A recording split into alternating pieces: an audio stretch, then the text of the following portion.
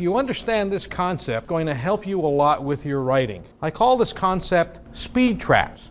And let me explain what I mean by speed trap. What this means is that you think faster than you see faster than you read faster than you speak, and you speak faster than you write.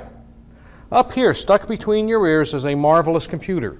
And that computer up there is capable of processing information at the rate of at least 480 words a minute, minimum. Now most of you in here are moving along at 600, 800, 1,000, 2,000, maybe 3,000 words a minute. That's a lot of processing. And you do this whether you're awake or asleep. Have you ever had that thing when you're sleeping? Do one of these things? Yeah. Think you're falling out of bed or off a cliff? Yeah. See, that's because you're always processing information. Have you ever gotten up in the middle of the night with a solution to a problem? See, that's because you're always processing information. See, that's how fast you can think. Now, when you get down to the speak speed, normal conversational speech ranges between 125 and 150 words a minute. When I do these programs, I try to move along at about 150 words a minute. Now think about that. You can process 1,000 words a minute. I can only talk 100 words a minute. You see the big gap? That's why from time to time some of you leave the seminar. Not physically, but where is your mind? What's piling up on my desk? Wonder what time we're going to get out of here today. Gee, I wish I were on vacation. See, and then you come back, catch a few more words, and drift away again. That's normal. That's natural. But I want you to understand the danger in that, and we're going to talk about that in a second. But first, let's talk about the write speed. I only make 3 assumptions in this program. Here comes the first assumption. I'm going to assume that each of you in here today can write or type 100 words a minute. Can anybody in here type 100 words a minute accurately? I've met people that can do that. They're amazing. I want to take them home. See, I can't type that fast. When I type, I use the Bible method. Are you all familiar with the Bible method? Seek, and ye shall find. Okay, see, that's how I type. That's why I have voice recognition software. But that's what I have to use, voice recognition software, because I can't type that well.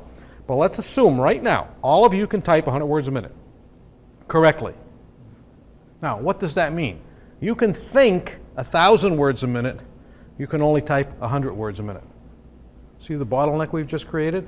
Have any of you ever had that assignment where you had this great project, you were really excited about it, you had all these great ideas, you sat at the keyboard, and what happened?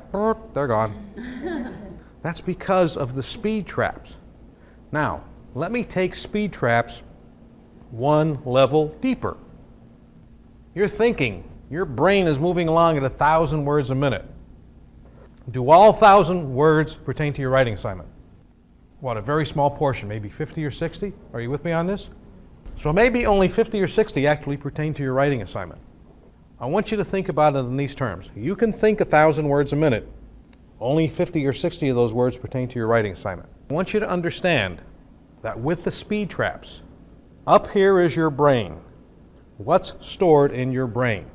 Your business and your personal life. Are you with me on that? See, that's what's up here, your business and your personal life. And anytime you sit down to create a document, that document you are creating is competing with everything else going on in your business and personal life.